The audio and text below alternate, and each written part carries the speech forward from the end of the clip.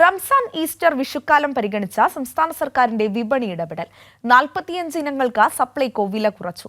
April 13 വരെയാണ് ആനുകൂല്യം ലഭിക്കുക. റംസാൻ, ഈസ്റ്റർ, വിഷുക്കാലത്തെ വിലവർധന തടയാൻ ലക്ഷ്യമിട്ടാണ് സംസ്ഥാന സർക്കാരിന്റെ വിപണി ഇടപെടൽ. സപ്ലൈകോയിൽ സബ്സിഡിയില്ലാത്ത 45 സാധനങ്ങളുടെ വില കുറച്ചു. ഏപ്രിൽ 13 വരെ ആനുകൂല്യം ലഭിക്കും. പുതുക്കിയ വില ചൊവ്വാഴ്ച മുതൽ പ്രാബല്യത്തിൽ വന്നു. സബ്സിഡിയില്ലാത്ത 15 അവശ്യ സാധനങ്ങൾക്കും 10 ശബരി ഉൽപ്പന്നങ്ങൾക്കും മറ്റ് കമ്പനികളുടെ 20 ഉൽപ്പന്നങ്ങൾക്കും കിലോയ്ക്ക് 2 രൂപ മുതൽ 40 രൂപ വരെ കുറയും. പൊതുവിപണിയുമായി താരതമ്യം ചെയ്യുമ്പോൾ സാധനങ്ങളുടെ വിലയിൽ 20 മുതൽ 200 രൂപ വരെ വിലക്കുറവുണ്ട്. കഴിഞ്ഞ ഓണക്കാലത്ത് ഒരു ഉൽപ്പന്നം എടുത്താൽ ഒരു ഉൽപ്പന്നം ഫ്രീ ആയി കൊടുക്കുന്ന തരത്തിൽ സ്വകാര്യ സംരംഭങ്ങൾ ജനങ്ങളെ ആകർഷിക്കുന്നുണ്ടല്ലോ. അത് ആത്മാർത്ഥമായി ജനങ്ങൾക്ക് ആ ഗുണം കിട്ടുന്ന തരത്തിലുള്ള നിലപാട് നമ്മൾ സ്വീകരിക്കുകയുണ്ടായി. അത് സ്വാഭാവികമായിട്ട് ഇതൊന്നും പുറത്തറിയുന്നില്ല. ഇവിടെ നടക്കുന്നതിൻ്റെ ഏതെങ്കിലും ഒരു നെഗറ്റീവ് പോയിന്റ് മാത്രമേ പുറത്തറിയുന്നുള്ളൂ. അതുകൊണ്ടാണ് ആളുകൾക്ക് ഒരു തെറ്റിദ്ധാരണ.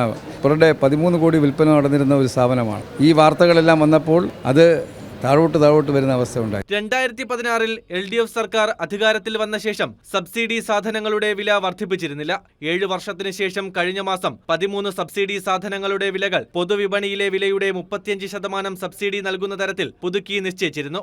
കൈരളി ന്യൂസ്, തിരുവനന്തപുരം.